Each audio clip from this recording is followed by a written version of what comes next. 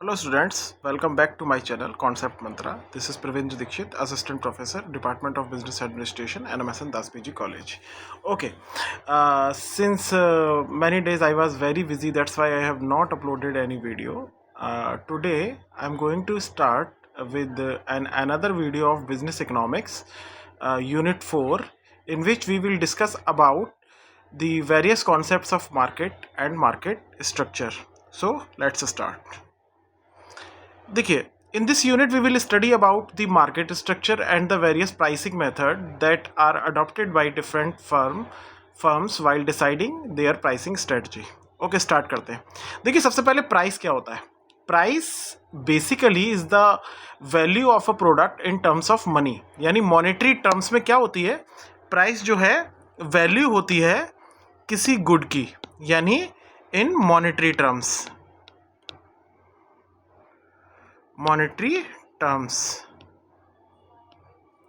Okay, अब देखिए, let's discuss about these definitions. The price of a product or service is the number of monetary units a person pays to obtain one unit of the product or service. I think this definition is very easy. मतलब price क्या होता है, price जो है monetary units जो एक person पे करता है एक यूनिट किसी प्रोडक्ट या सर्विस की परचेज करने के लिए. Another definition is this: price means the amount of money paid to buy a particular product or service. This is also a very easy definition. Now discuss about other definition. Okay, price means the amount of money paid. Price is the value in terms of money that a buyer gives to seller to receive a single unit of a product or service. देखिए, ध्यान दीजिए, economics के अंदर जो definitions हैं, definitions थोड़ा सा मतलब हम लोग कॉन्सेप्ट से देखते हैं, इकोनॉमिक कॉन्सेप्ट से. That's why I have used this word single unit of a product और सर्विसेज. देखिए, आप जो प्राइस पे करते हैं वो किसी गुड और सर्विस के लिए नहीं करते, आप उसकी यूटिलिटी के लिए पे करते हैं प्राइस. ठीक है. अब देखिए, फॉर एग्जांपल अगर मैं मोबाइल फ़ोन ले लूँ और मोबाइल फ़ोन के सारे पार्ट्स अलग अलग कर दूँ, तो क्या आप उसके लिए प्राइस पे करेंगे? नहीं करेंगे, क्योंकि अब उसकी कोई यूटिलिटी आपके लिए नहीं है. A company assembled all the things in such a manner that ये कंज्यूमर के लिए बहुत इंपॉर्टेंट चीज़ हो गया और उसके लिए यूटिलिटी हो गई इसकी. That's why you are paying the price. You are paying the price of the value और the utility of that product. चलिए डिस्कस करते हैं आगे. देखिएगा, price is the amount of money. This is the full explanation that I have added in this PPT. Price is the amount of money a buyer pays to seller for one unit of a product or service. Economically, price is not arbitrary. It is determined by the intersection. देखिए, जहाँ पे demand और supply curve, जहाँ पे demand और supply curve जहाँ पे intersect होंगे उस जगह पे क्या डिसाइड होगा? Price. Supply refers to how much a product seller is willing, seller जो सेल करना चाहता है, and able to offer at various prices, अलग अलग प्राइसेस पर. While demand refers to how much a buyer want and are able to purchase. देखिए, मैंने बताया था डिमांड कहाँ पर बनती है इकोनॉमिक्स के अंदर, where the buyer is ready to buy and so as is seller to ready to sell. Okay fine. चलिए अगली यूनिट पर, अगले पीपीटी बढ़ते हैं आगे हम लोग. देखिएगा ध्यान से.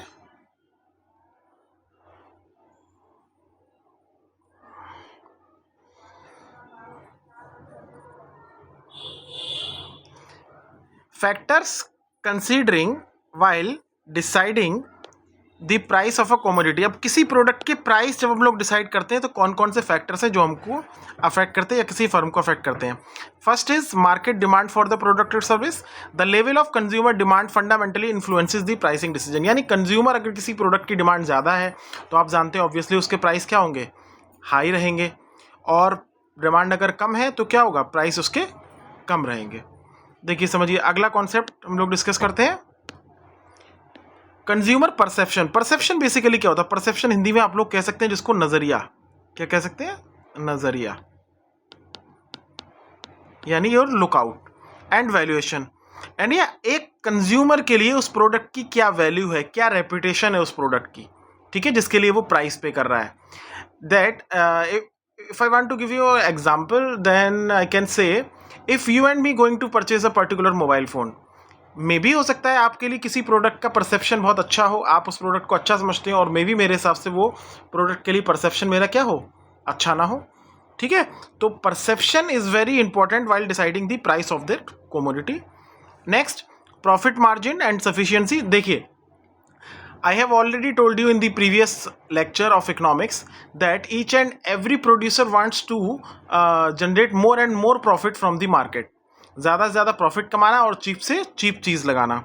तो अब कंपनीज क्या करती हैं, कंपनीज जितना भी उसके में लगा प्राइस में क्या क्या चीज़ें इंक्लूड होती हैं आप जानते हैं। डिस्ट्रीब्यूशन कॉस्ट इंक्लूड होती है, पैकेजिंग कॉस्ट इंक्लूड होती है, और सबसे पहले होती है मैन्युफैक्चरिंग कॉस्ट। ये सब चीज़ें उसमें इंक्लूड होती हैं। तो इन सब के अलावा कंपनी क्या करती है, अपना एक प्रॉफिट मार्जिन भी लेके चलती है कि मुझे इतना इससे प्रॉफिट कमाना है। मान लीजिए एक कंपनी ने प्रोडक्ट की जो मैन्युफैक्चरिंग में उसकी जो कॉस्ट लगी, मान लीजिए उसकी एक यूनिट में उसकी 4 रुपीज़ लग रहे हैं, तो 4 रुपीज़ के वर्ष में वो क्या करेगी, रिटेलर को, होलसेलर को, इनको मार्जिन देगी। और कंपनी क्या करती है, उसमें से मान लीजिए कंपनी होलसेलर को दे रही यही प्रोडक्ट जो है 3% का मार्जिन लगा के, तो हम लोग 3% का मार्जिन निकाल लेते, तो कंपनी कितना कमाएगी पर यूनिट पे। तो आप देख सकते हैं इस तरह से कंपनी अपना प्रॉफिट मार्जिन भी लेके कर चलती है। अगला देखिए, corporate image and brand equity. तो corporate image and brand equity क्या करती है, देखिएगा, corporate image and brand equity basically company की इमेज।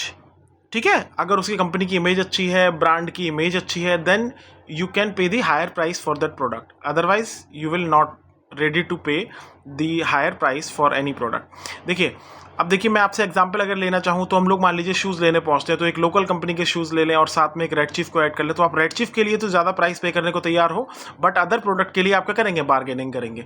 क्यों, because of the brand reputation. आगे बढ़ते हैं हम लोग।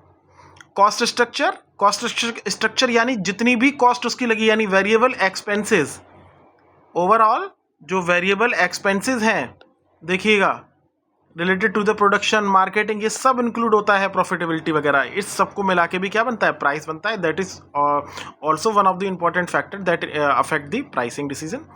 अच्छा, अगला देखते हैं, इंटेंसिटी ऑफ कॉम्पिटिशन, यानी मार्केट में कॉम्पिटिशन कितना है।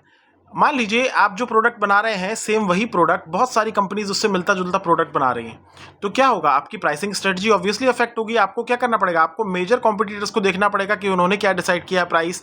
देखिए, इसमें एक लाइन भी ऐड की है, competitors pricing strategy plays a crucial role. Crucial यानी important role, important role while deciding the price of that product. You have to consider the pricing strategies adopted by your competitors.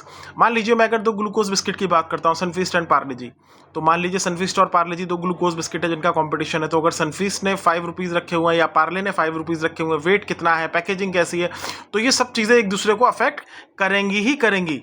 यानी ये क्या है, market में competition, intensity यानी market में competition कितना है। आप इसको लेवल ऑफ कंपटीशन भी लिख सकते हैं, क्या लिख सकते हैं, लेवल ऑफ कंपटीशन भी आप इसको लिख सकते हैं, नो इश्यू विद दैट। चलिए आगे बढ़ते हैं। अब आते हैं प्राइसिंग स्ट्रेटजी। पहला देखिए, these are the different types of methods that can be adopted by a firm while deciding the price of a product. देखिए, पहला देखते हैं कॉस्ट प्लस प्राइसिंग मेथड। ये क्या है, सबसे पुराना और ट्रेडिशनल मेथड है जो चलता आ रहा है पहले से। देखिए, selling price of the product is stabilised by the predetermined profit margin, यानी कंपनी पहले से डिसाइड कर रखती है कि उसको कितना प्रॉफिट कमाना है किसी प्रोडक्ट पे, यानी मैन्युफैक्चरिंग कॉस्ट वगैरह सब में सबके अलावा ऐड करती है फिर उसमें, यानी जितनी भी उसकी मैन्युफैक्चरिंग कॉस्ट लगी उसके अलावा फिर क्या जोड़ते हैं वो, प्रॉफिट भी ऐड करके चलते हैं। ठीक है, लेबर, ओवरहेड, यानी जो भी कॉस्ट उसकी ऊपर जा रही है वो सब इसमें इंक्लूड करके चलेंगे वो लोग। आगे देखिए, रेट ऑफ रिटर्न यानी टारगेट प्राइसिंग मेथड।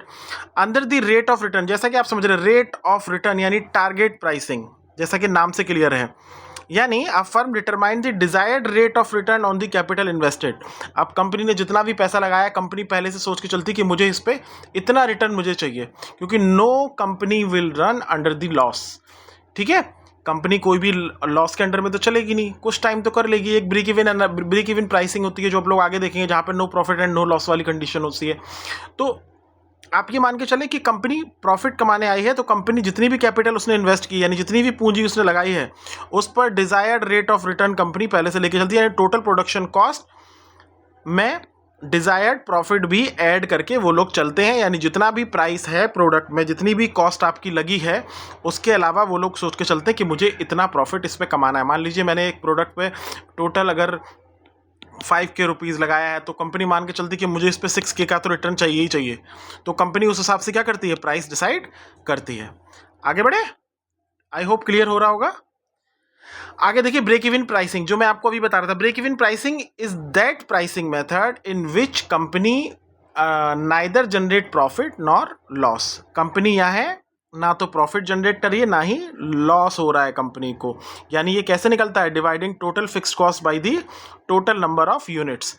मान लीजिए फिक्स्ड कॉस्ट आपकी 40 है और टोटल जो वेरिएबल यूनिट्स हैं आप 4 से डिवाइड कर देंगे, तो आप इस तरह से आप इसको निकाल सकते हैं। ठीक है, यानी इस कंपनी इस टाइप में क्या होता है, कंपनी कोशिश करती है कि कुछ टाइम तक रन कराने की, कि अगर नहीं चल रहा है एटलीस्ट हमने जितना पैसा लगाया उतना तो हमको रिटर्न मिल रहा है। लेकिन अगर डाउन जाते हैं तो कंपनी क्या करती है, प्रोडक्ट को विड्रॉ कर लेती है मार्केट से। आगे देखिए मार्जिनल कॉस्ट और incremental cost pricing, that I have already told you कि मार्जिनल वर्ड के साथ में आपको एक चीज़ याद रखनी है, 1 एडिशनल यूनिट, यानी एडिशनल तो याद रखना है। मार्जिनल रेवेन्यू क्या हो गया, the additional revenue generated by the firm by selling the additional unit of that commodity. Marginal cost क्या हो गया, marginal cost the cost incurred in producing 1 additional unit of that commodity, यानी additional word आएगा ही आएगा। यानी देखिए the price of the product on the additional variable cost incurred from producing 1 more unit of that output. मैंने कोशिश की है कि यहाँ पे पूरा एक्सप्लेनेशन देने की आपको, साथ ही साथ मेरी सुनते जाएं मेरे एक्सप्लेनेशन को, आपको और इजी लगेगा, आप इसको पढ़ सकते हैं बाद में, no issue with that, you can write it at your own language. Purchasing power जैसा कि नाम से क्लियर है, कंज्यूमर कितना पे करने को तैयार है, कंज्यूमर इज रेडी टू पे। देखिए कंज्यूमर इज विलिंग टू पे एंड एबल टू पे, इस हिसाब से कंपनी क्या करती है, प्राइस डिसाइड करती है। अब इसकी किसी प्रोडक्ट के प्राइस अगर आप उल्टे सीधे रख देंगे, बहुत ज़्यादा हाई रख देंगे, तो क्या करेगी, लोग उसको पे करने में पे नहीं करेंगे इजीली, क्योंकि अगर आपका ब्रांड रेपुटेटेड है then they will pay, otherwise they will not pay. ठीक है, अगला देखिए कंपटीशन ओरिएंटेड, यानी competition oriented pricing design closely aligning यानी relating with the prevailing pricing structure by the competitors. जैसा कि नाम से क्लियर है, जो कॉम्पिटिटर्स रखते हैं, अभी मैंने पार्ले और सनफिस्ट का आपको एग्जाम्पल दिया, तो इन दोनों का कॉम्पिटिशन है, तो आपस में ये लोग अपनी प्राइसिंग स्ट्रेटजी इनकी अफेक्ट करेगी। आगे बढ़े, एक होता है स्किम द क्रीम, आप ध्यान से सुनिएगा, इसको बोलते हैं प्राइस स्किमिंग, इसको बोलते हैं आप लोग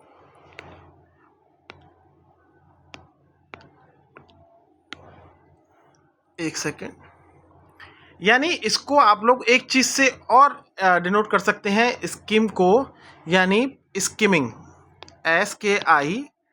SKIMMING।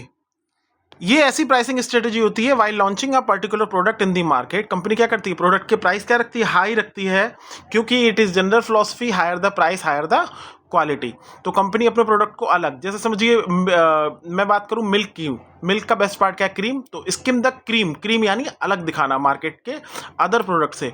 आपके प्रोडक्ट के प्राइस ज़्यादा होंगे तो आपका प्रोडक्ट मार्केट में सबसे ऊपर दिखेगा कि आपका प्रोडक्ट क्या है, हाई कॉस्ट शो कर रहा है, तो यानी क्वालिटी भी अच्छी होगी। तो कंपनी क्या करती है, ज़्यादातर ये वाली स्ट्रेटजी को अडॉप्ट करती है, कौन सी, स्किम, यानी प्राइस स्किमिंग प्राइसिंग पॉलिसी, यानी high price while launching the product.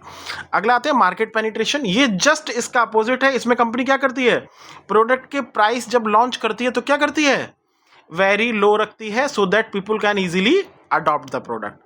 आगे आते हैं फॉलोड अ लीडर प्राइसिंग यानी जो फर्म जो मार्केट में लीडर फर्म है, बड़ी फर्म है, उसकी प्राइसिंग स्ट्रेटजी को आप लोग देखते हैं, ठीक है, और उसके प्राइसेस के हिसाब से ऑब्जर्विंग करते हैं और उसके हिसाब से अपने प्रोडक्ट के प्राइस को डिसाइड करते हैं।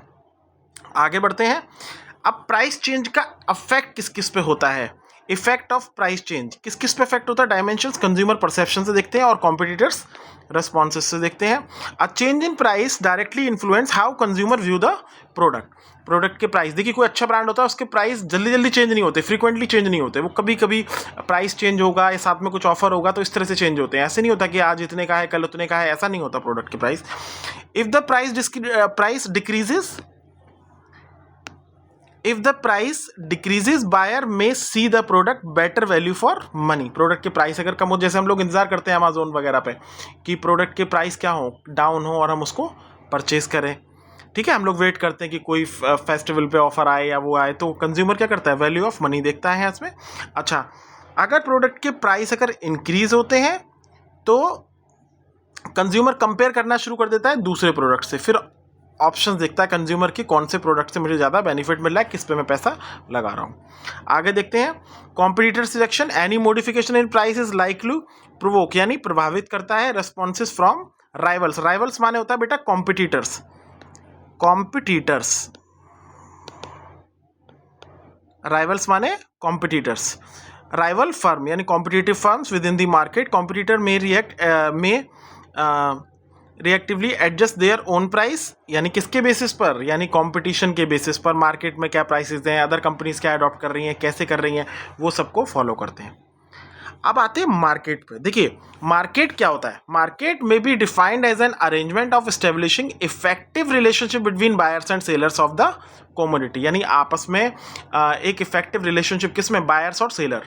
आप ऐसे भी कह सकते हैं market is a place where buyers and sellers met for the purpose of buying and selling of goods and services, ऐसे भी डिफाइन कर सकते हैं आप, इजीली अपनी लैंग्वेज में बोल सकते हैं।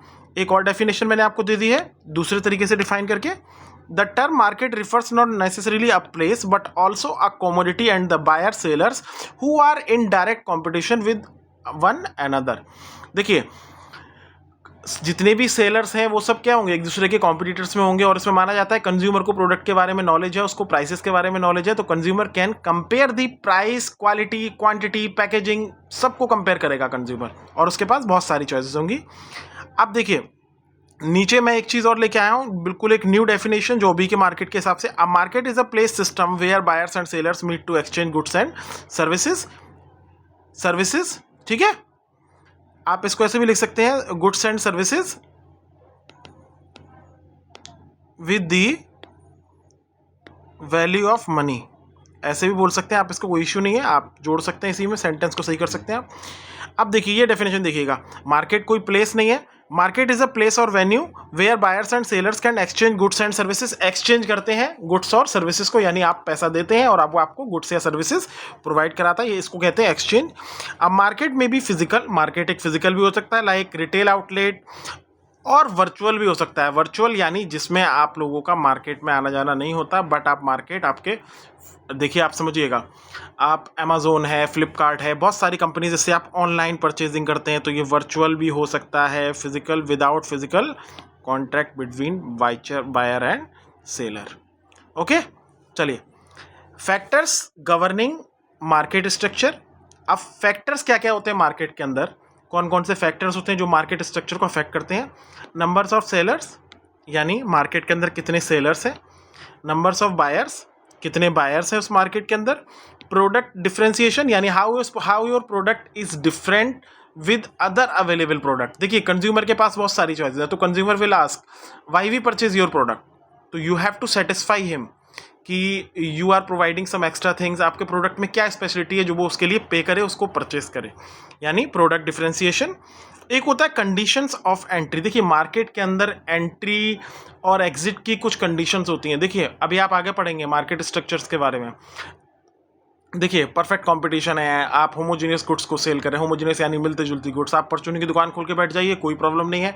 बट अगर आप किसी ऐसे बिजनेस में घुसते हैं, जैसे मान लीजिए मेडिकल में घुसते हैं, manufacturing in medical industry, then there are some barriers, आपको डिफरेंट टाइप्स ऑफ परमिशंस लेनी पड़ेंगी, डिफरेंट टाइप्स ऑफ सर्टिफिकेट्स लेने पड़ेंगे, then you can start. Okay, now I am ending this lecture, वरना ये बहुत लंबा हो जाएगा तो आप लोगों को प्रॉब्लम होगी। In the next lecture we will discuss about the different types of market structure.